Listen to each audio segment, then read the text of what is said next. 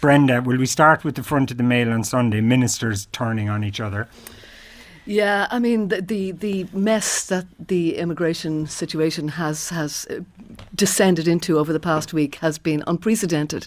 And as the Mail is reporting, the ministers are now blaming each other, and it's in between integration and justice and who has handled it well and whether particular statements should have been made. I mean, the warning signs that this was about to go the way that it has have been there for some time. It cannot have escaped this government's attention that as soon as the mention of Rwanda entered into the debate in the UK, that the natural instinct of anybody looking for asylum there would be to come here. So that's been something that has clearly been flagged up for some time.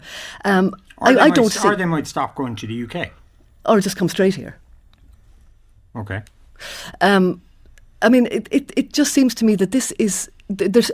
I reckon there are two causes to this, to the situation that we're in at the moment, Brendan. First of all, is that tweet that Roderic O'Gorman put out 2 years ago inviting. He says he wasn't inviting, but in 8 languages he said, if you come to this country, you will have your own front door within 4 months. Now that tweet, as far as I can see, is still up. In fairness to him, at the time there was an expected influx of up to 3,000 a year. Refugees, 3,000 a year. Then the following year... When did he put this out? 2021, February 2021. And among the languages that he tweeted in were Albanian and Georgian, 2 designated safe countries. But anyway, the following year, then, of course, the war broke out in Ukraine. And what we did then... We outbid basically every other country in Europe for Ukrainian refugees. We doubled the offer. The next best offer was the German offer, which was €112 a week. We said, come to Ireland, you get 220 as well as all the other supports. So that led to an arrival of 100,000. But hang on a second. To do it at the time, didn't they? Yeah, because we thought it would be a 6-week war and we'd come out looking like the best boys in Europe.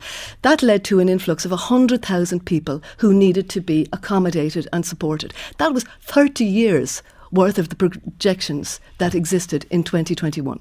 So we've made, I hate the phrase perfect storm, but all of these factors have now conflated to give us a situation where you have people sleeping on the streets. Okay. Or you could say an unprecedented war on the mainland of Europe and increased migration all over the world. Increased migration, of course. But I mean, we certainly Okay. have taken in more than we can handle. I think that's pretty demonstrable. Pat, you also picked that piece